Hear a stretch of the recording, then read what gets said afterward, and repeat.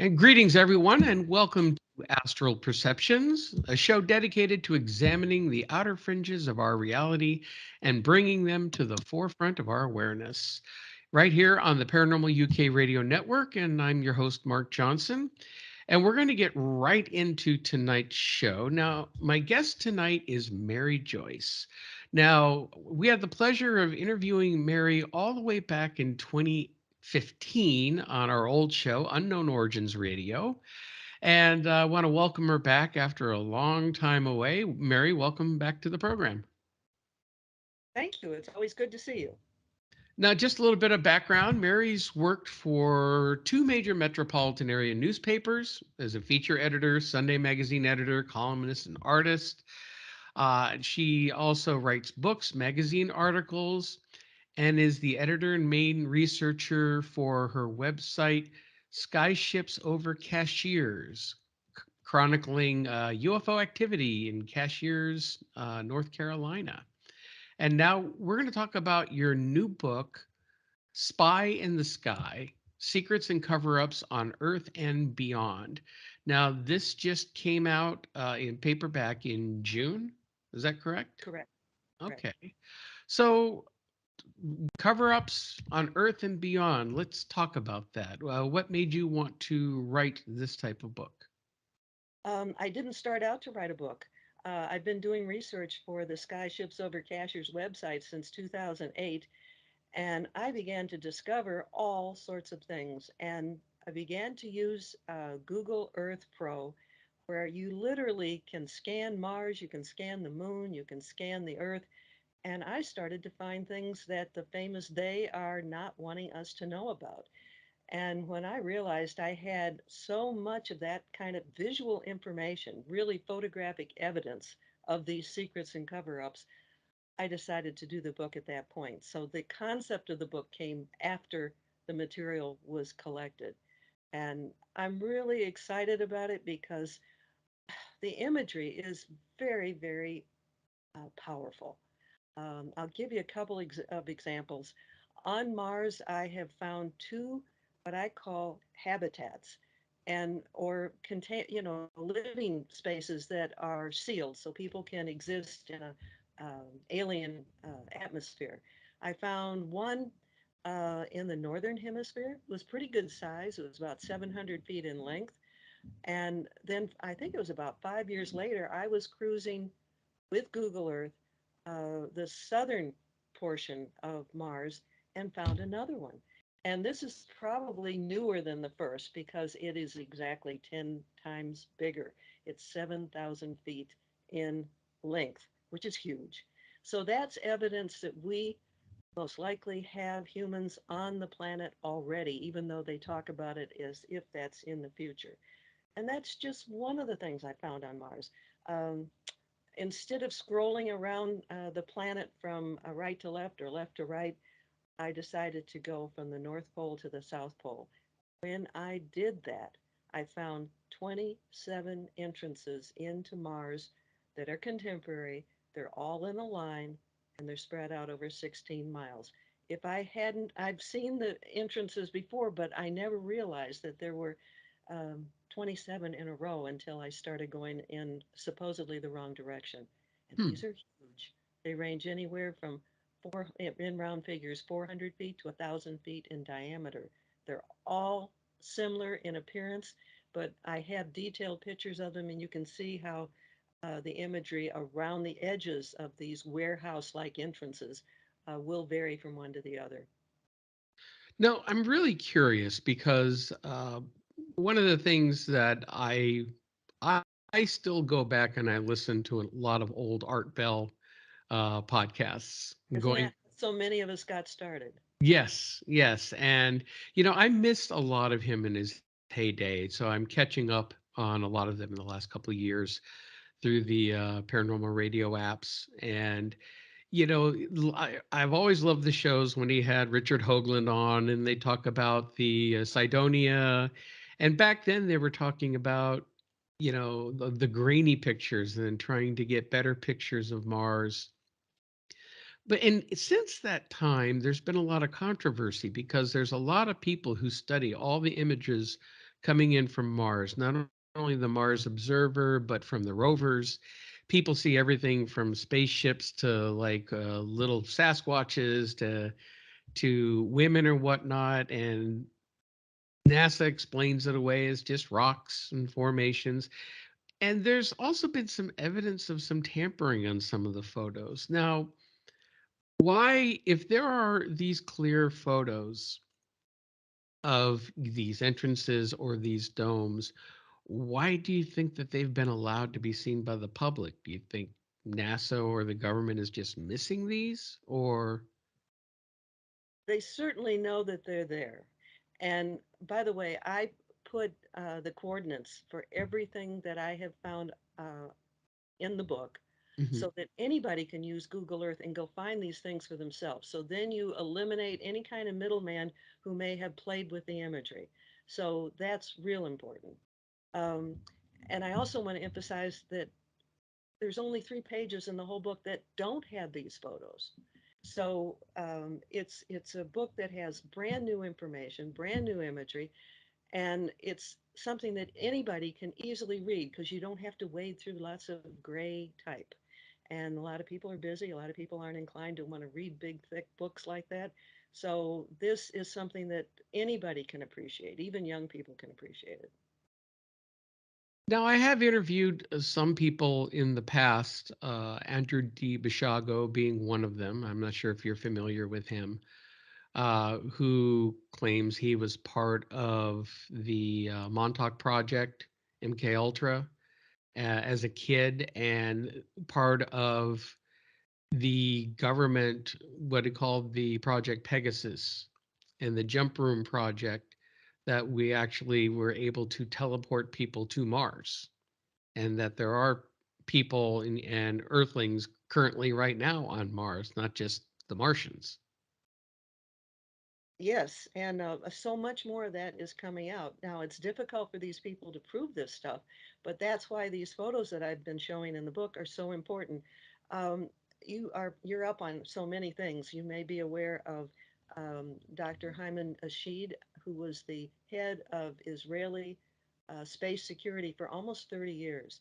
And in December of 2020, he went public and let me quote this for you because this is good. Hold on one Okay, second. sure. See here. I'm just going to quote 2 lines. He made a statement for the Jerusalem Post, which is a well-respected newspaper in Israel. And the whole statement is in the book, but there are 2 sentences that stand out.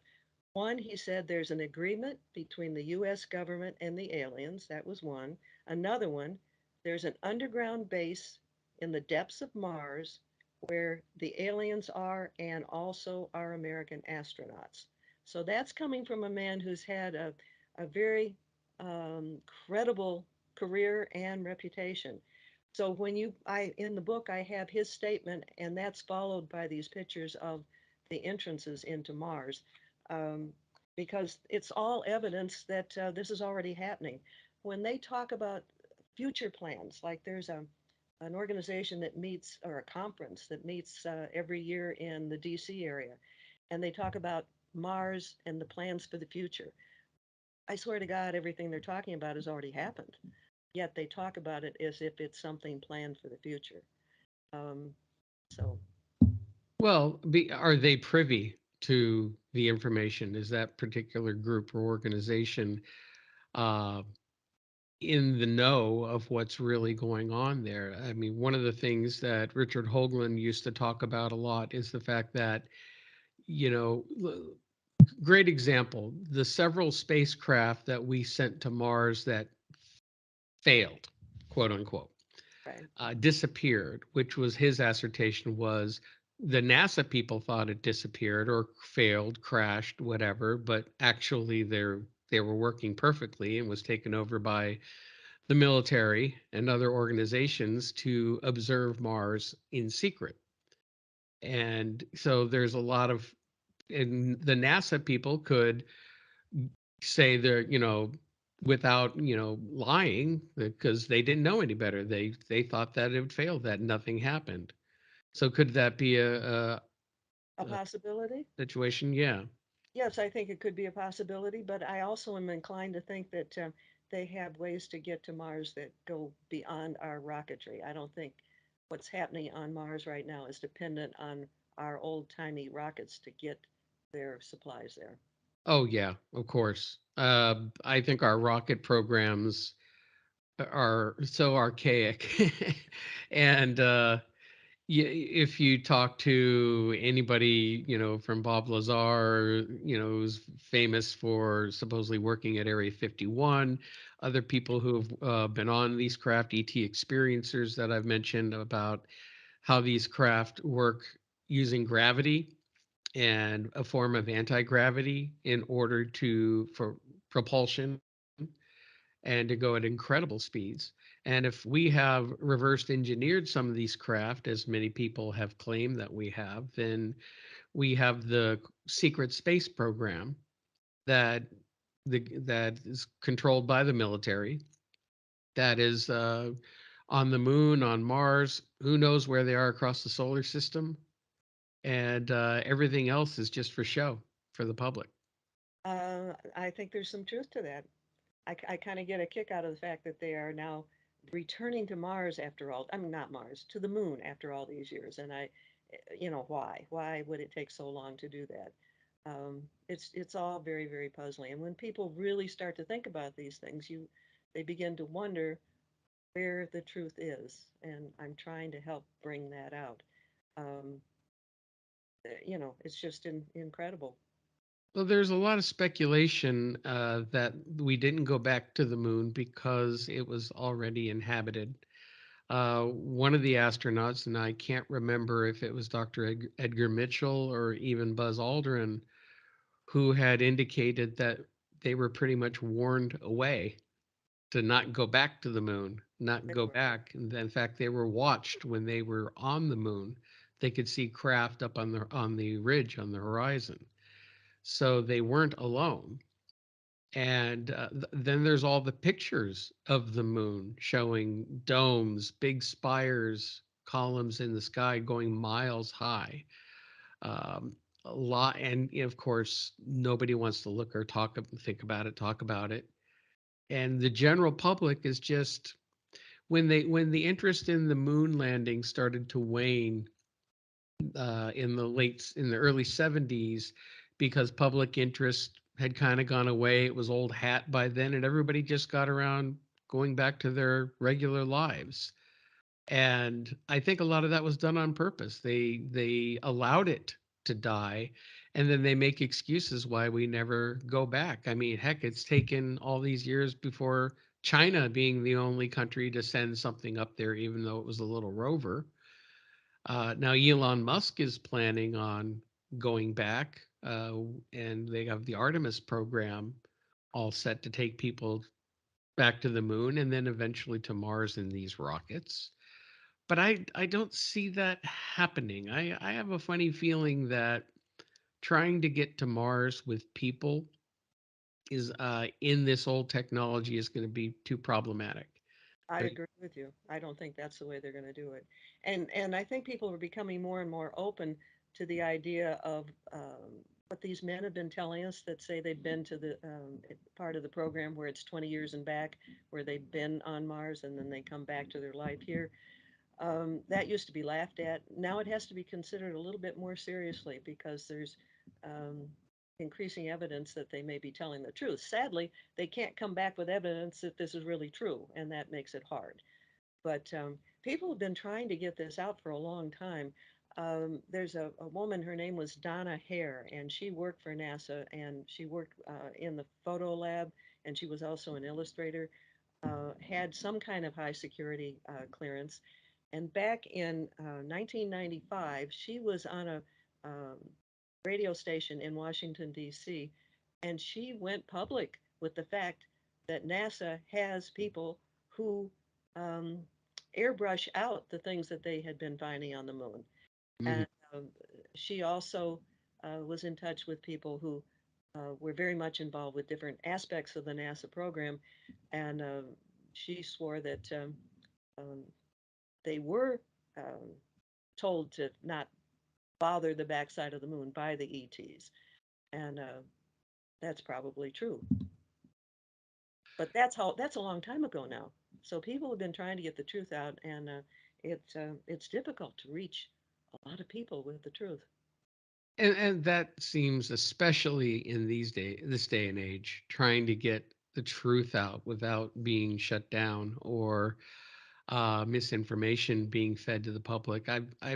I've talked about this for several years now, that I feel since the 1970s we've been experiencing what I call societal engineering, the slowly dumbing down, distracting of the public, and pushing everyone in a certain direction. Be little good consumers. Don't think about too much. Don't It's ask working. It's questions. working, isn't it? Oh, big time. This right here is one of the worst things that ever was ever invented, Because because people every get lost in their selfies forever and ever and ever, and yeah, they quit living, they quit exploring. they quit asking Really need to do. questions. And The school systems, and even when I went to school, it's they don't take the time to really teach people to think. They just teach you, be repetitive. You learn things by rote. You write down whatever it is they regurgitate to you. The old textbooks that we had to read that were so out of date, and some of them blatantly wrong. And even now, what they're teaching kids nowadays, it's nobody is taught to think for themselves, to learn, to ask questions. It's frowned upon. Um, and one of the things that, as myself as a researcher, these last several years, my research has really turned towards asking questions. Don't go with what you think you know, because reality is much stranger and more wonderful than we imagine, than we can imagine. A lot of it's beyond our comprehension.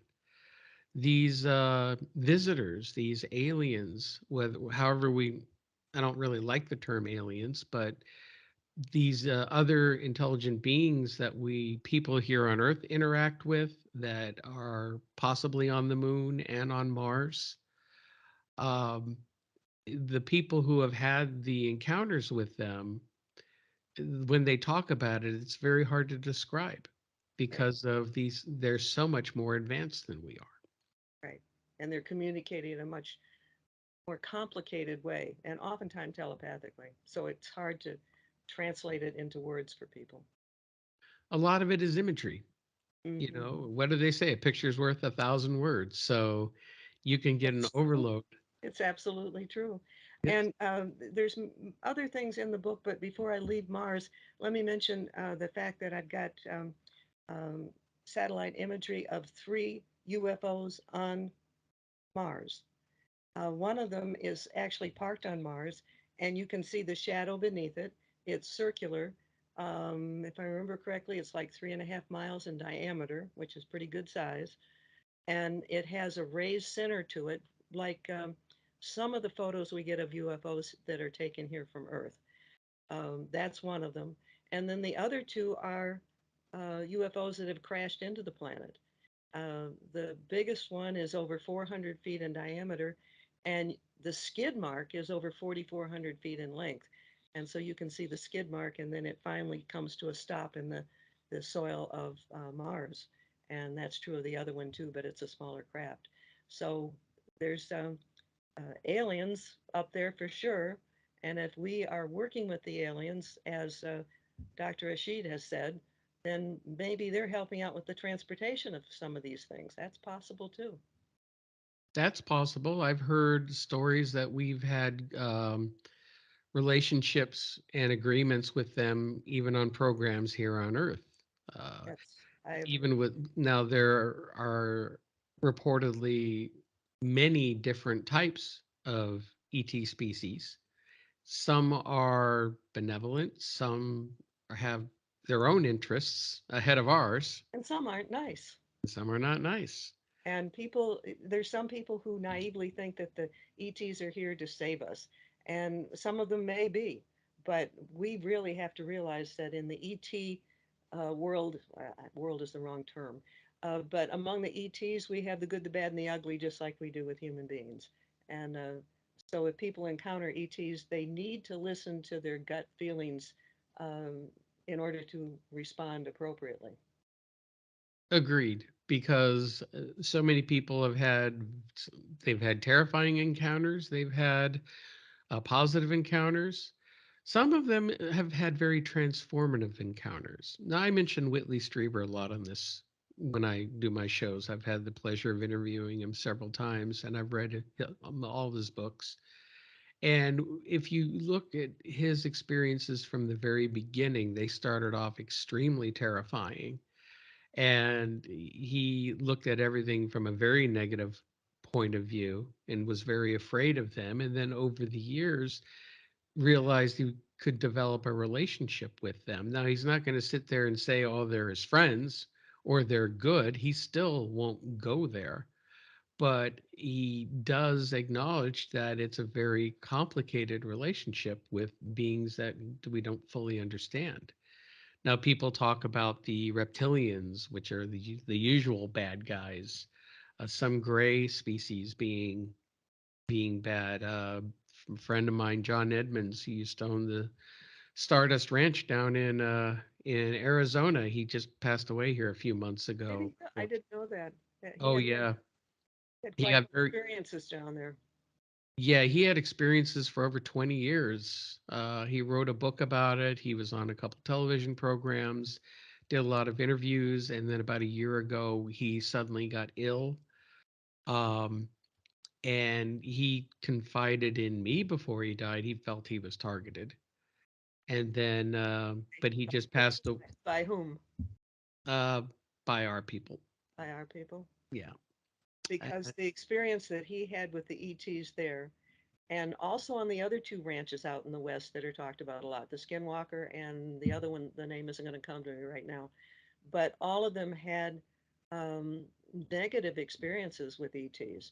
Hmm. And it's like the ETs felt like they owned that particular land, that it's like an energy place. They, whatever it was, they didn't want the humans there, and really made their lives quite miserable. And the gentleman you're talking about uh, stubbornly refused to be run off his ranch.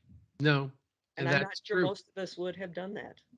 And he did mention the last few years had calmed down a lot. He didn't have as many negative encounters as they did in the past.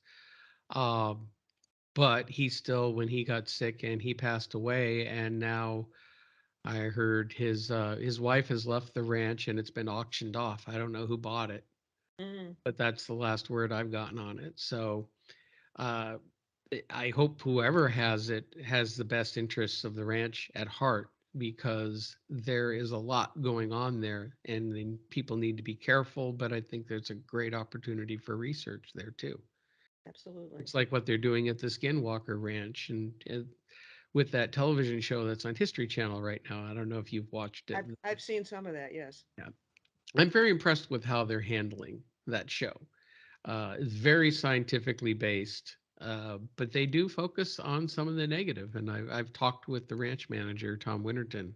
He told some personal stories that never made the air of, that were fairly negative, where he was verbally in his head warned off a couple of Mhm. places early on when they bought the ranch. One of the creepy things that Linda Moulton Howe became famous for was the cabin mutilations. Not that she did the mutilations, but she began to cover the stories. Hmm. And in one of that series, part of that series, um, there's a UFO directly above that's caught on camera where a cow was killed, and Hmm. that makes it seem like there is a definite connection between certain ETs and the mutilations.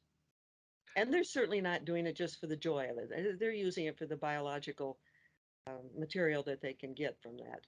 And what they're doing with it, there's many, many theories. Well, I remember that the Sherman family, when they were on the ranch, there was one time that they saw a calf. They walked over the hill. They came back 20 minutes later, and there it was, already mutilated, all cut up Yeah, and dissected perfectly within 20 minutes.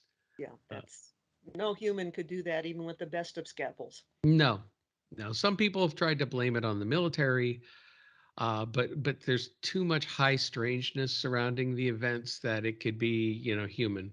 caused by humans.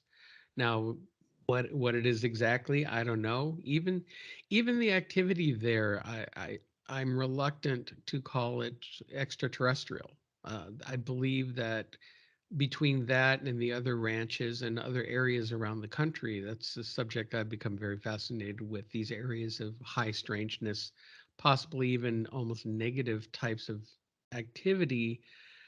It's hard to compartmentalize or put it in a one category because so many different types of phenomenon occur in these places, from ghost like poltergeist activity to seeing the UAPs flying around the ranch, or UFOs, cattle mutilations, people hearing voices warning them, the portals opening up, and things crawling out of it and running into the woods. I mean, We're look, living in the sci-fi world. we are. And yet, all of this is on the fringe because trying to put this in mainstream society, regular people don't want to believe it. And of course, our news media, although they're starting to come around a little bit, but I have a feeling my gut is telling me this is planned. They're slowly starting to come out and release information. They're trying to slowly disseminate, like these military UAPs caught on the Nimitz videos that were Right. recently released. And And that's like baby stuff compared to what's really going on. exactly.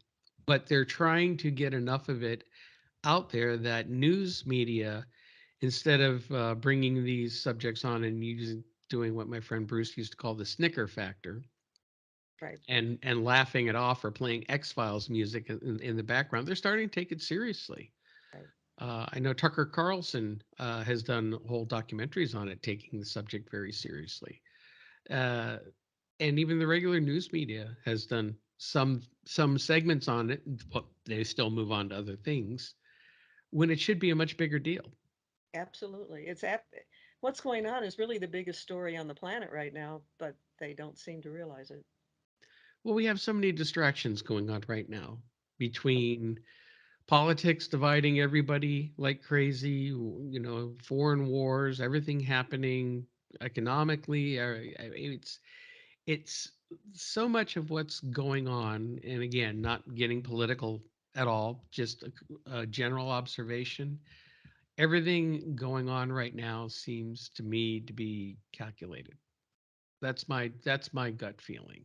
Things are being done on purpose for a specific reason. What that reason is, I don't know. And some of it's because we're being completely ignorant. There's things that had, there's multiple reasons why we are having global warming. I do not blame it on one thing, but the human contribution to it is significant. And that has been ignored for so long. And now we have been having fires and floods and tornadoes and hurricanes that are like we haven't seen before. And it's getting people's attention. So now they're wondering, well, maybe there is something to this. But we're slow to learn. We seem to have to be pounded over the head before we absolutely stand up and pay attention. But this year, we certainly have had a lot to pay attention to. Well, part of it is money and power. Those people with the money and the power want to keep things the way they are because that's how they stay in control. But one of the things that puzzles me that goes beyond power and control is um, why are they hiding things like the fact that um, an ancient civilization, ancient cities are beginning to emerge from the melting ice in Antarctica? We discovered um, just about a year ago the first of five ancient ruins in Antarctica that are just emerging from the melting ice. So I have photos of that in the book.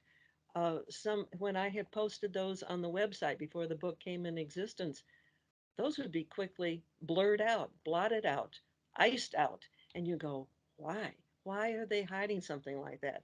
And it's an enormous story too, because scientists generally agree that that continent's been covered with ice for at least 34 million years. So what's emerging now is the oldest civilization in the whole on the whole planet. Hmm. That's really big news. Why It are they is trying to hide that? Why? Why are they because it trying to hide? ups. They also tried to hide um, the fact that giants have been found all over the place. I don't think that the Smithsonian destroys the giants that have been turned over to them, but they certainly don't put them out on display. You know, Oh, they don't. why? They weren't turned over. They were stolen. So many of the giant skeletons, when the Smithsonian, especially around the turn of the last century, when a lot of these were found, Smithsonian swooped in, scooped them up, and then stored them away, and nobody's seen them again. But Right. yet there's still everything from Native American cultures to even Middle Eastern cultures. There's even talk of giants in Afghanistan. There's stories of U.S. soldiers encountering living giants while on patrol in Afghanistan. Uh, these these things they upset the apple cart. They want to keep people. How can I say this? They want to keep people in their little box. Don't ask questions. Consume. I I always point to one of my favorite John Carpenter movies, They Live. I don't know if you ever saw I have that. not seen that. No. Okay. I highly recommend it, and I'll tell you why. It came out in '89. But everything that's in that movie is a perfect analogy of what's going on today. He was trying to make a satire about consumerism, but it's really about showing how the elites and extraterrestrials and other forces are controlling humanity. And through subliminal messaging, through societal engineering. But that movie really, really hits home in a lot of ways. And it's it just shows that they want to keep people like cattle. You keep them in their corral. You keep them going for one purpose. Don't ask questions. Don't upset religion, because people, you have fundamentalists who believe the earth is only 5,000 years old. Um, they don't want to hear about, even modern archaeologists and historians don't want to hear about civilizations more than 5,000 years old, because they think the Sumerian civilization was the earliest. Well, now we find sites like Tepe in Turkey, which is going back 10,000 years, actually 12,600 years ago. Ironically, around the time that when we supposedly had the quote unquote flood, or the natural disaster that wiped out a lot of the earth back then. And that seems like a long time ago, but I'm going to restate 34 million years ago is incredible. And these cities, you can see the square boxes like the walls, Hmm. um, but they develop in a organic fashion, like our cities develop along a river. You know, there's an organic spread to a city, even though all the boxes are cubes. Um, and that makes it even more believable because that is the way civilizations spread. Well, I've always believed that there has been, if not exactly humans, although I do believe humanity is way older than they think, and the evolution theory is not correct. And I believe we've been around, or there's been civilizations on this planet for millions of years. Because let's face it, if something is several million years old, not a lot of evidence is going to remain intact to this day. The ice caps melting on Antarctica, because the ice preserved what was under the ice. Right. Everywhere else in the world, it would have just vanished or deteriorated over time, weathering. Um, so I totally believe that. And then you look at the legends of Atlantis and Lemuria. Oh, can I jump in on that one? Oh, please. I have satellite imagery of ancient structures underneath the Pacific and underneath the Atlantic.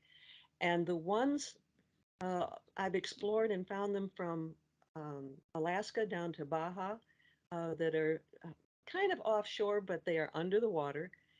And they are the creations of something that must have been really huge because there is something that looks just like an airport. And on the page where I have a photo of that, I have a photo of the Spokane airport, and you can see how similar they are. The big difference is the biggest or the longest runway in the world is just over 3 miles. This thing is 39 miles in length, but looks very much like the Spokane airport. That's under the ground or under the ocean. So I've found things all along the coast there. Again, using Google Earth. Again, I have the coordinates so other people can find these for themselves also. Um, that could very well be the remnants of Lemuria or Pan or Mu, which are names for the same continent that supposedly was just a legend that existed out in the Pacific. These kind of ancient structures indicate that might have been a very real thing. And I think it is because most legends have a basis in fact. And again, I do believe that there is a lot of evidence that there have been civilizations on this planet that were far more advanced and older than we realized. I pointed to Göbekli Tepe, one of my favorite locations, which is the most enigmatic of ancient sites, is Pumapunku in Bolivia. With the work that was done on those stone blocks that Such were precision. laser like precision. Now, I follow Brian Forrester. He lives down there, runs the Cusco Museum. He's constantly going out and looking at these megalithic sites. They do exact measurements. They show these fine drill holes. And this is supposed to be Bronze Age technology, and bronze could barely scratch andesite, let alone carve anything into these perfect blocks, which looked like they were machined. Absolutely. Um, And he's at done the a good job. He's done a good job of getting that information out. he has. I highly respect Brian. He's done some great work in that field, not only down in South America, but in Egypt as well, and other locations around the world. There are a lot of other sites around the world. Now you're talking about with using Google Earth and finding some of these locations. There are other locations that are disputed. There are different pyramids. There's the Bosnian pyramid that is disputed whether or not it's an actual pyramid or just a mountain. That's Philip Coppens before he passed away um, was really big on looking into the researching the Bosnian pyramid. There are supposedly other pyramids out there in places where we never would think to look, and under the water too. What I found when I compared the structures beneath the Pacific with those beneath the Atlantic indicates to me quite different cultures. Uh, the pyramids are only in the Atlantic, they're not in the Pacific that I could find. The structures there are quite different. Um, and I have a personal story with that one. I once lived on Cocoa Beach between Patrick Air Force Base and the Kennedy Space Center. Got to meet a lot of space people there, or NASA people, and one astronaut. But one day I was at the pier having a drink with a friend, and we got into a conversation with a young couple and they had just been diving off of Vero Beach, and they were still excited because they had seen a pyramid off of Vero Beach. Well, the bottom of the Atlantic is very sandy. So whenever a storm happens, that's when all the treasure hunters come out because everything gets stirred up and you get to see things, and then the sand will settle back in and you don't see them. Um, because of what I learned from them, I used Google Earth to explore that area and found two pyramids south of Paradise Beach or Island. And again, I have photos of that in the book. Here's part of the cover up. You can see these two large pyramids sticking up from the sand. And after I posted it on the Skyships Over Cashier's website, they suddenly had a brand new photographic strip, a small one, right over where those pyramids were. Hmm. That's the kind of thing that I have run into. And so the book not only shows you things, but because I take screenshots of these things when I first find them, I can show people what's there now, what used to be there, and what is there now, and how cover ups actually take place. The most dramatic cover up actually was in Antarctica. and I found two entrances into Mars. The largest one was like 300 feet across and 100 feet high, big enough for any of our planes to fly into. In Um, Mars or I'm Antarctica? in Antarctica. Did I say the wrong thing? You said Mars. Oh, geez. Okay, we're in Antarctica. Okay. And so I posted that. It may have been the very next day that it looked like somebody had poured India ink all over that Google Earth image. And they kind of destroyed this in steps. That's the first thing that happened. When I went back to it next, you could see the two entrances that I had found. They were both blacked out. One said hollow, was actually printed on it, Hollow Earth Entrance 1, Hollow Earth Entrance 2. So that was the second stage. Their final stage was they turned the whole thing into a field of ice. My theory on that is an active entrance into Antarctica, and they don't want people to be aware of it or be able to watch what is flying in and out of there. But that's the kind of evidence I show of the cover-ups too. It's not just, you know, straight It shots. it makes me wonder with some of the stations and research outposts we have down in Antarctica, like McMurdo, and the Russians have had stations down there, and if any of these expeditions down there have actually found things other than what we're seeing on Google Earth. I know that what was it back in the late 40s, early 50s? Admiral Byrd took an expeditionary force down there, and unofficially, this was in his diaries that came out after his death. That basically the convoy was attacked, and they got their clocks cleaned to the point where the U.S. had to retreat by different UFOs and different types of craft, and they just weren't a match for them to kind Well, of warn them out of. even more interesting than that because he had two diaries, and the one talks about flying into the interior of Antarctica, and that he describes as a pretty positive experience. You know, he interacted with the leader of the beings that are living beneath that planet. What about the theory of Nazis? There's a lot. There's great evidence to that. Um, the astronaut that I met when I lived on the beach in Florida was Clark McClellan, and he became a good friend with Werner von Braun. And the two of them used to, when there was a convention or something, they would go out by the pool or out by the ocean where nobody else was around, and they would talk because they shared so many common interest. And um, von Braun confirmed that that was indeed a place beneath the Antarctica. Um, it was Hitler's Shangri-La.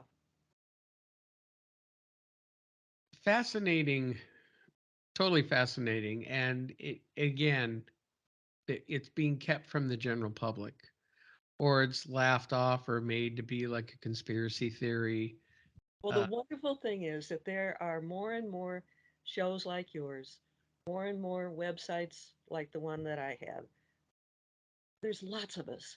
So there are lots of us reaching lots of people with this kind of information. Though, so this, they keep thinking disclosure is going to come from on high, from the government at the top, down to us. It's just going to be the opposite, and it is happening. And you are part of what's important in that disclosure movement.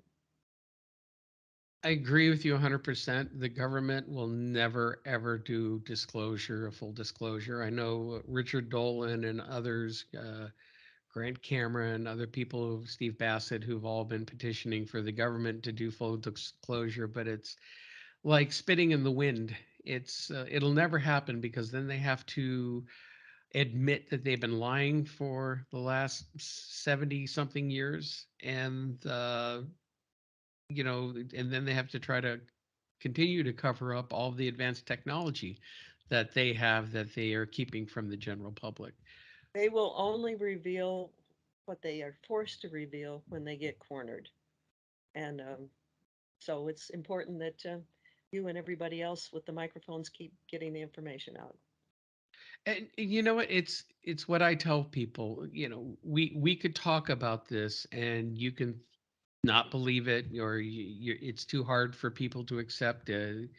It's I know that there are a lot of concepts that took years for me to come around to accept and to understand. I fought with it because it went against what I thought I knew of the world.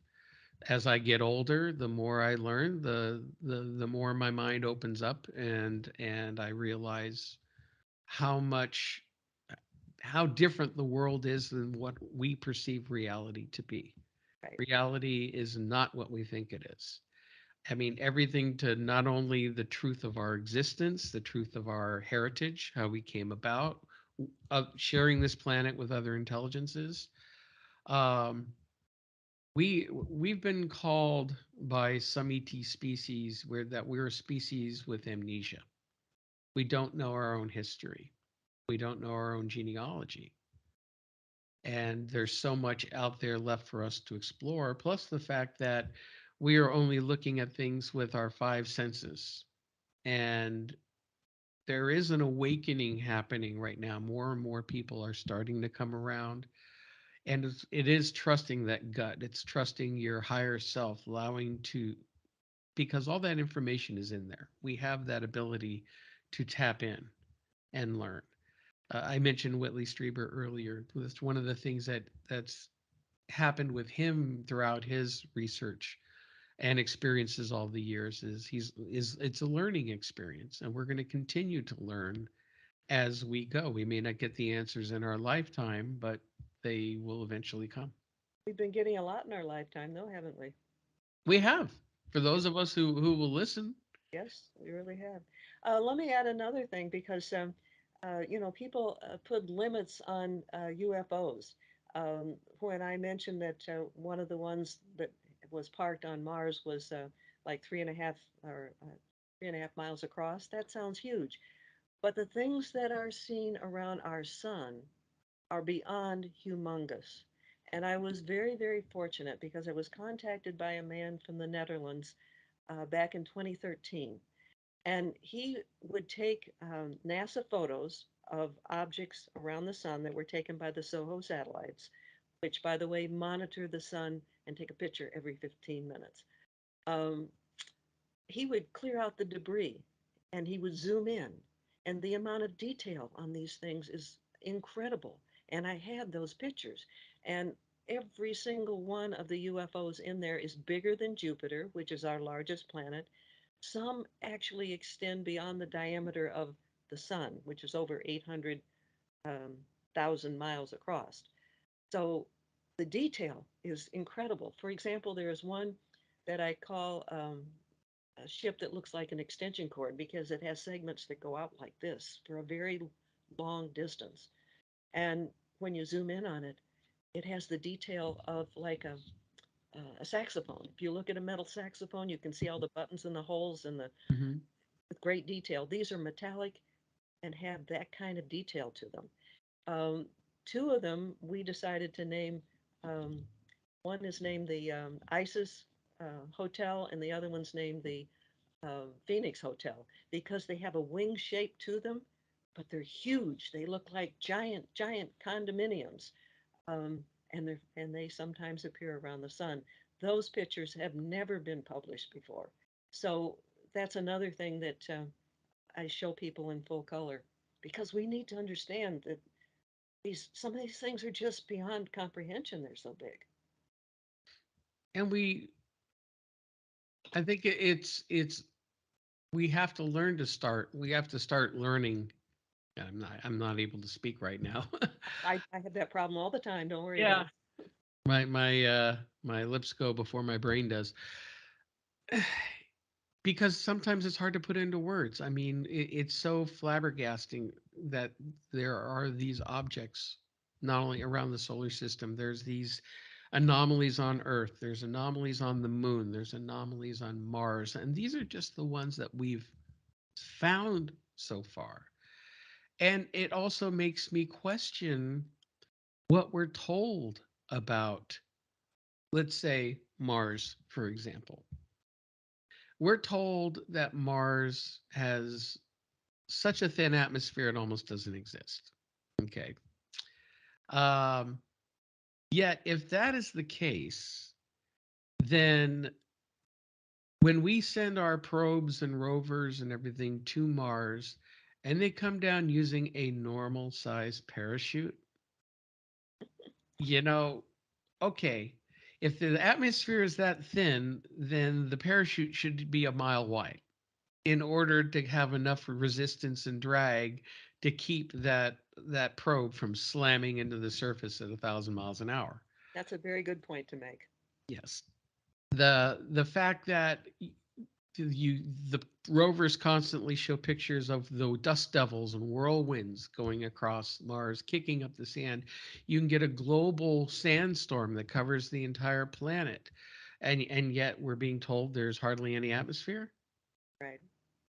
Um, I question the temperatures that they talk about. I question the fact of whether or not there's a magnetic field. They say there's no magnetic field, so there would be all this radiation. If that's the case, why hasn't this radiation affected a lot of the electronics on these rovers and craft that go way beyond expectations? What was it? Opportunity was scheduled to go for 3 months and went for 7 years. Uh, and then it started to power down because dust was collecting on the solar panels. And then all of a sudden, one day, all the dust was gone. And they Ah, say, well, maybe a dust devil blew by and blew all the dust off. Well, dust devil is all dust. You think it wouldn't clean them clean? The camera showed that it was swept clean. There's one picture that made it out there that nobody's been able to explain that was taken by the rover, the Opportunity rover, that shows a shadow of what looks like someone in a spacesuit leaning over working on it. Have you seen that picture? I have not. Oh, look for it online. It's an interesting photo. It can't be explained. NASA's never really tried to explain it. It was the picture of the ground, and it shows the mass. It shows, but then there's what looks like a human figure bending over the rover, Oh, and it's completely different from them looking at a rock and thinking it was a pyramid or a statue or something. This is something that should not be there and was there. one of the last things that I did, it's not at the end of the book, but one of the last things I did before I put the book together was I did some research um, where they suspect water is most likely beneath the surface. And I figure that if we're going to set up bases, we're going to want to be near water. So that's how I began this particular search. Well, lo and behold, I found one of their wonderful cover ups. And you can actually, it actually looks like somebody took a painter's stiff brush, put it in red paint, and did marks like this over the area where it should be. And in that same satellite image, there is something that looks like a railroad track here and another one here that are parallel to each other. And there's these two areas where somebody has taken time to do these brush strokes. Um, to me, that's an absolute cover up. And I did get that done in time to put in the book. I've seen similar photos, and it's been a while. I can't sit here and tell you which photo it was, but showing what looked like a lake, a freshwater lake on Mars, not frozen, not. It was obviously a body of water, and then later on, NASA released another picture, and the water was gone. And but you could see how they had copy and pasted another section from another part of the photo and put it over that part of the photo Wow. to to hide it. Right. Because they say Mars is too cold for there's barely any water on Mars. It's maybe it's underneath the surface, but there's a lot of evidence that there is flowing water on Mars. They've at least admitted some places there's some seasons where in the summer months some of these dunes all of a sudden what looks like water creeps down the dunes. I Mm, mean it turns liquid, and then of course it recedes, but it does show the fact that there is definitely flowing water on Mars. absolutely. It's very, very fascinating. And the cover up only supports that. Yeah, and again it's frustrating I find it frustrating because I just wish we lived in a society where we could, be able to examine these truths, be able to see these things for ourselves, for not having us dumbed down, uh, and being led by the nose. Whether it's for power, whether it's for, I don't know what it is, honestly. I just, it's frustrating because you and I know what the truth is, and there are so many other people out there who do know what the truth is. or It's just at least part of the truth. part of the truth, because I'm the first to admit I don't know everything for sure. I mean, there's a lot of guesswork involved, um, and I would like to learn more. That's the whole journey here, is to learn. So now, with your book, uh, where can people find it? Spy in the Sky: Secrets and Cover-ups on Earth and Beyond. You can get it through Amazon. And we finally have been able to get enough printing and enough from Amazon orders to keep from running out of stock because for the first 2 months we had it, we were constantly running out. Well, we have gone for at least 2 weeks now where we have not run out, and we have plenty of books that are printed. So um, even if they run out just briefly, they'll be restocked very quickly. The interest in this book is more than any of the other books that I've done. People are really curious about it. And like I said, it's packed with photos. It's photographic evidence of the things that some of the things you and I have been talking about. Well, I'm definitely going to pick up a copy for myself because I really want to see all of this and do a lot of research more into it. But Mary, I want to thank you so much for coming on the program today and talking about it. This has been a lot of fun. I appreciate it, and I admire the breadth of your knowledge about so many things, and keep spreading the word. I will do that. Well, we've been talking with Mary Joyce, author of Spy in the Sky. And again, that could be found on Amazon.com. And I want to thank everybody for tuning in to another edition of Astral Perceptions here on the Paranormal UK Radio Network. We will be back again in 2 weeks with another great show. So, you all have a great day, and we will talk to you again soon. Take care.